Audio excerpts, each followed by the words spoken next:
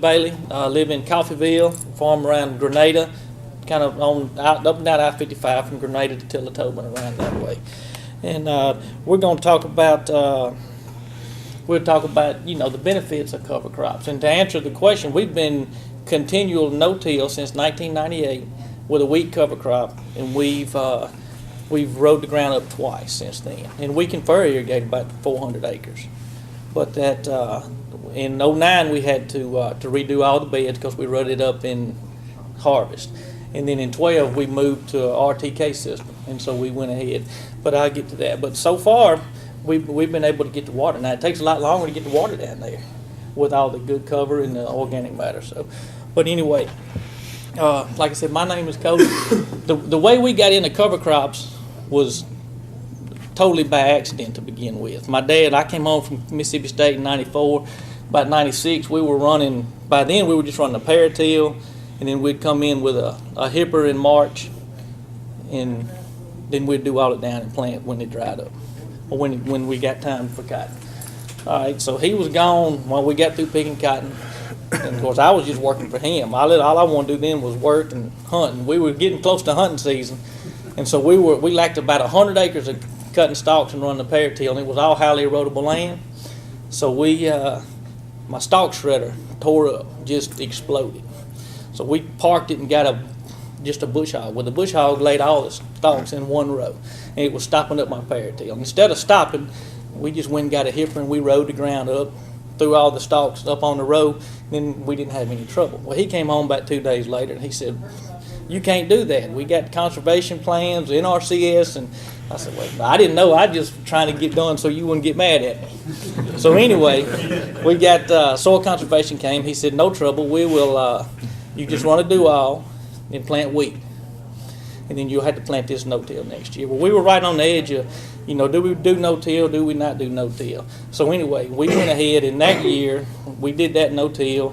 We converted all 3 planters to no-till, and so it was kind of, we'd run a paratill, then no-till, but that was the last year we ran a paratill.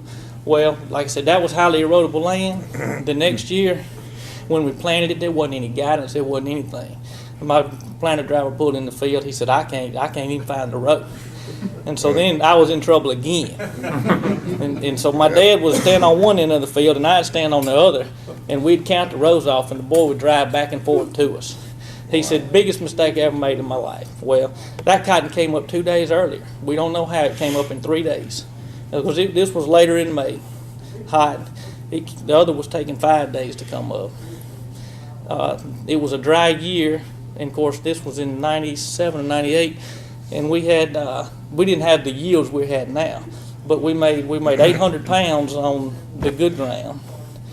And usually that's about 200 pounds less. Well, that year it was 1,020, so it was 200 pounds more. So after that year, well, I got out of trouble for one.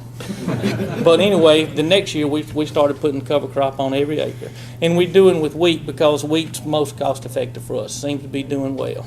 Because it was at the time I could buy it from a neighbor in a grain bin that I trusted that didn't have ryegrass issues for $6, and then we were planting about 1.5 bushels. Now we plant a bushel a week because you had to buy certified seed, and then somewhere from $8 to $11. But that's how we got started. The way we plant the cover crop is we've got our own John Deere 4030 rig with a new leader spreader on it, and we like to plant it to get it a lot of. We want to get it a jump start, so we'll plant it in early September. We'd like to plant it before we defoliate, so we can defoliate, let the leaves fall on it, and then it's sitting there. If we do, this year we didn't, but most time you get a rain and you got it coming up and then submerging. It's got a good head start before we ever put the picker in the field. We got the benefits, I think. Of course, erosion control. We like to have something on the ground all year long at all times. We've got a lot of highly erodible land in our farm. I can see the delta from our farm, but we're not in the delta. So we're out in the hills, and so we got a lot of overfall pipes. And they've been there 30 years. The time to being replaced is NRCS and equip money is tighter. And so if I can slow the water down before it gets to those pipes, I can increase the longevity of those pipes. So I think that's one good thing for the erosion control, and then maintaining what we have. The wind, it proves as a good windbreak for the emerging crop. If you can picture walking out in a storm with an umbrella in a windy storm, and that umbrella, it'll turn inside out or just flop around on you. That's pretty much like that cotton seedling when it comes up and you're eating cotton. And so you got wheat. Of course, we'll terminate the wheat right when it starts heading, and it'll be over knee high. So, I mean, it's cotton planted, it's coming up, it's got a good windbreak. So I know a lot of times you can remember in May when we get a 15 or 20 mile an hour wind on a couple of days and get you'll see dust this high just blowing across the field, and so you know you're doing some damage. But we don't have any damage of that as well. And also, and I've had neighbors that had hail damage in a storm, and I didn't have it because it was protected by the cover that was there. When are you terminating wheat cover? We terminate it. We like to do it 2 weeks in front of planting, or 3 weeks in front of planting, depending on the label and what I use. So we'll let it go as long as we can. Are you doing one shot or two? We're doing one shot with that now. I'll make a trip just as quick as I can right now with 2,4-D and dicamba to try to kill everything but the weed, to give the weed a benefit of not having to compete with anything else. And so as soon as it dries up, we'll get in and do that. Some years I get to do it in January. Last year I think it was March the 10th before we got it. I know Alan's in here, and I was sending him pictures of some radishes I had last year. I said, I don't know if I'm going to be able to kill these. I mean, they were flowered up and blooming, and anyway, it killed them, and I was worried about, some toxicity or something that could be going off of that. But sometime we'll do the 2,4-D and dicamba, but about 3 weeks in front of planting, we want to have the wheat terminated. We'll go ahead and spray it. That way it's clean when we plant. I can just have some little spots to dress up with some compaction or some Liberty right in front of planting. What do you kill the wheat with? We kill it, sometimes I use Liberty, sometimes we use Flex Star, which I think is Touchdown and Reflex, and I try to put something with a residual out there, but that seems to pull it down good. And then I'll save the Liberty, that way we're rotating chemistries and trying to see, I'm in my area, 1555 does best. And so it's not dicamba, it's not Liberty, and so I'm trying to make sure when we start it's completely clean, and I've rotated enough chemistries where I can control any pigweed that comes with some Warren and some Roundup or something. All right. On the soil tilth, the pores that are left when the roots die, it helps water penetration, helps soil aeration, lets the oxygen in, lets the carbon dioxide out. Seems to be a healthier living plant from the soil tilth. And like I said, the roots will leave channels for better water holding capacity. Organic matter, when we started, of course, we look at our soil samples, and we were taking them every other year, and our soil samples averaging between 0.5% and 1% organic matter, and now we're between 2 3/4 and 3%. But like I said, that's years of wheat cover crop, and in 2 years worth of wheat and radishes. And we'll get to the radishes in a minute. The filter for water quality I've got science projects here on this iPad that I pretty much did for my 2 children, and where we would take water samples out of a field. We'd go when it rains, and we'd come out of one of our no-till fields and just collect it in a jar. And then there's a lot of sweet potatoes in our area, and they when they get through, they'll dish the ground early. And in September, so we got a place we can go do projects to see what the water looks like coming off of their fields. And so the serving the water quality and seeing clear water run out of the field is what we really like. Wildlife, it seems like the deer don't find the cotton as quick till it gets established. Now we have a lot of deer damage. One thing, our spreader, of course, it either spreads or doesn't spread. So you can be right on the edge of your boundary line and you're slinging wheat 40, 50 feet outside. So when we spray, we don't spray anything outside of the boundary. So I still got green wheat outside the boundary, and that seems to draw the deer there to let the cotton get big enough to where the deer don't bother. Because if they bite off a cotyledon cotton, it'll come back as crazy cotton. But if they just kind of nibble around some that's got 6 or 7 nodes on it, you don't see it quite as bad. And then also a good stand will improve weed control. We've had less stuff that come through a thick stand. Here you can see where we've got wheat planted. Took that right before we were coming. You can see the cotton stalks in the background. Here's a picture of wheat, cotton coming up in the wheat and serving as a windbreak. What kind of attachment do you have on the planter? We've got, that's our planter set up right there. And we've got, so we'll use just the row cleaner in front just to sweep away anything. We don't want to disturb the soil. And then a 25 fluted coulter. The key to us is, of course, not having any air pockets, having good soil closure. So the spike tube closing wheel is what really works best for us. And I had when we decided to go no-till, we went. That was when John Bradley was at Milan, and we went and spent 2 days with him, going over and outfitting. And so when we first set up, we set our planters up just like this, and every time we trade, we get them identical to the ones we had before. They'll have a down pressure spring, a down pressure pneumatic downforce. We run about 300 pounds of pressure, between 250 to 325. And we'll plant. We just run two 12-row planters on about 3,500 acres, so we'll run about 7 miles an hour, and continually no-till. You don't have any bounce. It's kind of like walking on this carpet out there. It's pretty amazing how soft and how spongy it feels out there. All right, I'll go to tillage radish. We landformed some land, and the tillage radish, I wanted to do something to try to help break up some compaction, so we planted some tillage radishes. A lot of the same thing with tilt. It helps create better water holding capacity. 80% water, so they degrade rapidly. Now, when they degrade, you'll know it because they put off a pretty good odor. And we farm up and down the highway, and it seems like everybody watches what we're doing.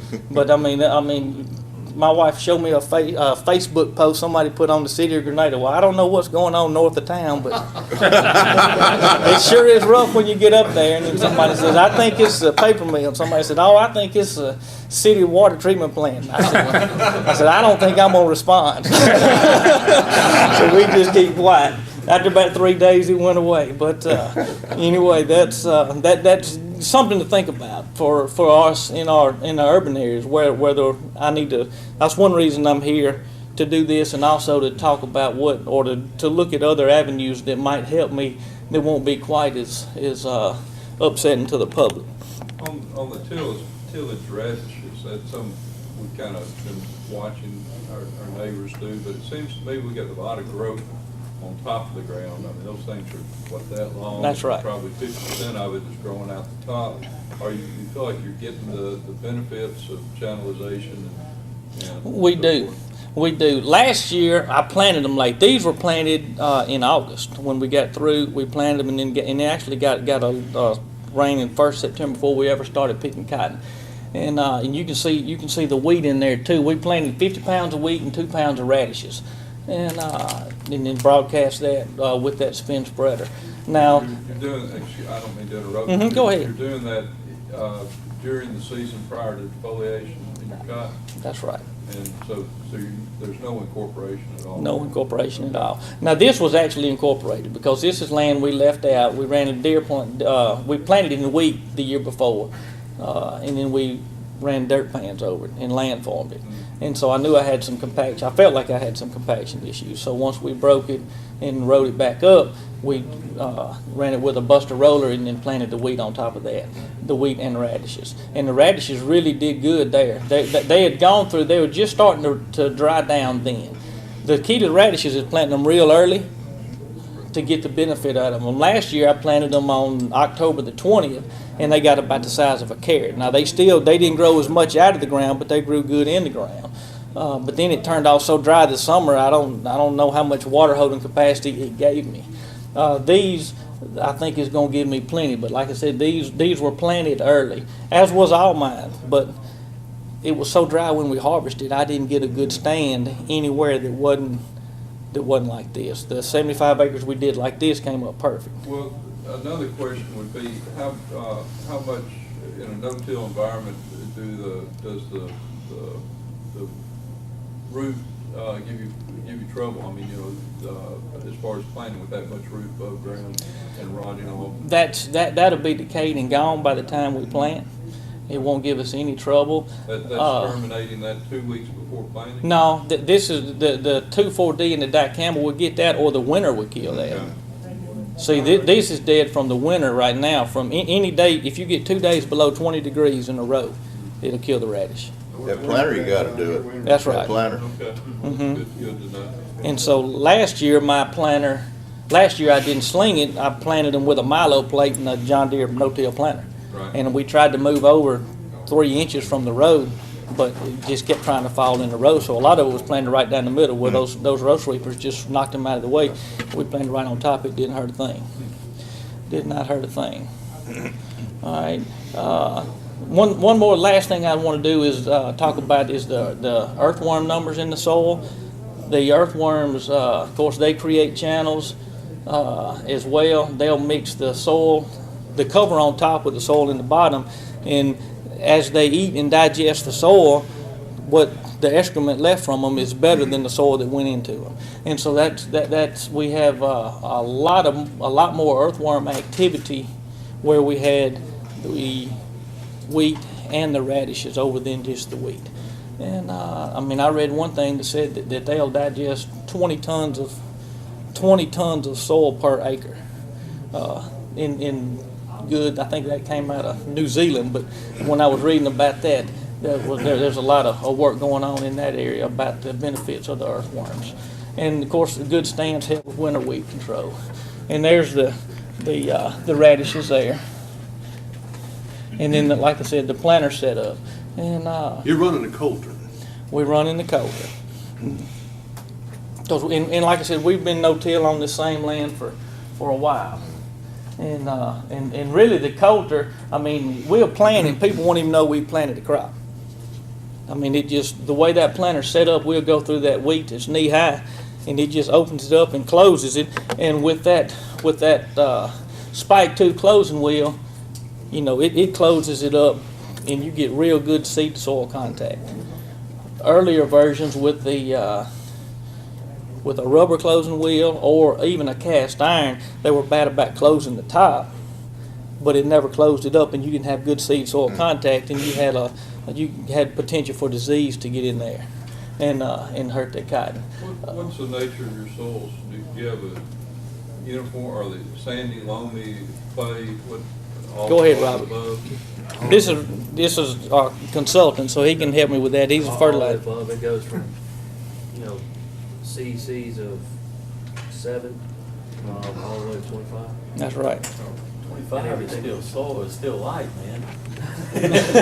20. That's the heaviest we have. That's the heaviest we have. And that's the only field we don't. We do a modified no-till on it. We plant the wheat in it, but we roll it up when we get through planting, plant the wheat, and then we run a do-all. And for some reason, I got 200 acres. I call it gumbo. Robert doesn't call it gumbo, because like I said, it's CSC about 15 to 20.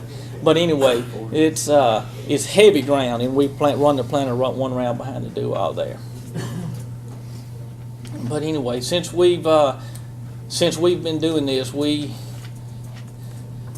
I think one year we got a 6-inch rain, got run out of the field, and I had to plant that day's planting and the day before it over. And that's the only planting over we've done from not getting a stand. We've had 2 or 3 inch rains, something to do with all the organic matter, the way these closing systems work. It doesn't pack that soil in a big rain. And so for us, it's been easier once we had the right setup to get a stand. And we're not planting but 40,000 seed an acre is what we plant. And so 3 seed a foot is what we want, and we can get by with 2. And especially with today's varieties, that's kind of been our magic number. So we'll set them on 40,000 seed and turn them loose. Now this year, we started planting April 24th. I don't know why. Well, I do know why. My dad, he shows up when we're planting and when we're picking. And he said, we got to stop everything we're doing. It's pretty. So we planted about 1,200 acres and got it up. And then once we saw it was colder 10 days down the road, we stopped planting. All right, well, that cotton looked good till about the 10th of July. 4th of July, we got that 4th of July rain. All right, the remainder of our crop was planted May the 8th through the 12th. It came up and it did fine. But when it got dry, that older cotton didn't do as well, and the younger cotton survived. Did good, and the rains that came in August hurt the older cotton and helped the younger cotton. And it seemed like with today's varieties and with plant growth regulators, we can, and as much, I mean, we can plant. We still plant the crop in 6 days. I don't know why we get in such a hurry, but we do on our farm for sure. And but with no-till, like you said, colder, wet soils make a difference. If you can stand to wait till you know you got a pretty window, I think you can catch up if you're late with today's varieties. Yes, sir. So, are you in any kind of rotation, or you continuous cotton on all this ground? Or We are continuous cotton on all this what ground. about a yield drag? Are you seeing anything? We're not seeing any yield drag at all. And that's one reason I think I'm getting a lot of benefits from the cover crop that other people are getting from rotations. And I'm planting the cover crop. Another thing on the earthworms, there's studies that show that the certain species of earthworms thrive on nematodes. And so we hadn't had any nematode troubles, and I just keep thinking that that's going to rear its head sometime, and I'm going to have trouble with nematodes. And I don't know if the earthworms are having anything to do with holding them back or not, but that was one of my biggest fears of continually growing cotton. But we're not seeing any of those issues at all. You hadn't had any trouble with the wheat pulling the moisture out of the field in the dry spring? Last year we left 20 acres and planted into it green, and my idea was to come in to see if I could leave 100 acres every year and plant cotton into it and then harvest it and get 40 or 50 bushels, or hopefully maybe 30 to 40, and save it for wheat seed. But as that wheat dried down, it pulled all the moisture out of the ground. If I kill the wheat early, then I don't have any trouble at all. If I kill it somewhere 2 to 3 weeks, and that way the wheat is already drying down and dying before we get started, we haven't had any trouble. Even if you don't get a rain in that time period? Hadn't had any trouble at all. Have y'all looked at vetch or cereal rye or any of that? I have tried cereal rye. Cereal rye did good, but it was just the cost of what it was doing. It, like those radishes were $1.50 a pound, so I planted 2 pounds. That was $3, and the wheat was $8. So I had $11 in the application, and or in the product. And then and I think the cereal rye was about, for me to do it, it was like $19 a bushel. Was that about right? 12 to 14 bucks. 12 to 14. Yeah, what were you Or planting? so, 30 or 40 on pounds? up to 20, yeah. And, see, and they were recommended if I was just slinging it and not running it with a drill or a do-all in a modified no-till system, that I just sling it, that I put out at least 60 pounds a bushel, and I hadn't bit that bullet yet. What's your fertility program on your cotton? Fertility, I'm right there next to the paper mill, and they'll burn the bark off of pine trees for energy. And they'll create about 6,000 tons a year, and so we'll put 3 tons per acre on our farm. So I can do 2,000 acres a year with that, and that gives me all my potash, phosphates, and lime for that. Now I can rotate it with what I didn't do this year, I can do next year, and probably build it up. As Robert will tell you, we'll variable rate our potash and phosphates with on zones. I think last year on 3,500 acres we bought 23 tons of mixed fertilizer, 5 tons of triple super, and about 19 tons of potash, and that was it. You have any trouble with residual herbicides getting into the ground as far as I have not. the grass requirement? I have not had any trouble with that. And most of my wheat is still standing when we're putting the residuals out. It doesn't really fall down. And until after lay-by, you really see it. You know, at first we thought it may have your cotton picker may have trouble with scooping wheat up in front of it, but I didn't plant it thick enough for that to happen. And so right now we're planting about 50 pounds of wheat, and it's scattered enough to where it slows the water down and gives me a good root system, but it's not enough to where it stops the penetration of the herbicides in the ground. would you say too, where you do have a thick stain, you got the shade there? We plant right through it. But I'm saying you have the shade so the weeds aren't gonna. Oh, come yeah, up in yeah, the yeah, shade. The yeah. chemical I can't thought get to you the meant you ground. shaved it away Yeah. to plant. That's right. Yep. So anyway, is there any more questions? I didn't mean to hold y'all late, but I get up here and start talking and I can't Are be you quiet seeing when we talking increased about drift farming. control from the cover crop? You know, there's been some issue or some. I don't know if it's from the studies cover, that but I don't spray 3-up any quicker than my neighbor does. It doesn't do it. My consultant's got us both spraying 3-up. And I don't know if it's from, I mean, he's spraying and he doesn't have a cover, and I'm spraying, I do have a cover. I'm not spraying any more than he is for the 3-up. So if you're planting radishes, you better have a setup like that to get through them, right? Well, most of them will be gone, I don't think. Okay. I think Alan, if you go to Alan Blow's talk this afternoon, his whole talk's on planting in a cover crop. And he's planted in more radishes than I have. The radishes are really not a big issue, you know, they're just, once they die, they deteriorate and go away so quickly, they really wind up being nothing. And you can broadcast them. Yep, that's what we did. Early. Mm-hmm. We If picked you get them. rain, they'll come up good, and like I said, we just sling them out on the ground. The wheat comes up fine. The radishes didn't come up quite as well like that, Yeah. but they came up sufficient enough. So, all righty. Thank y'all. Thank you, go ahead.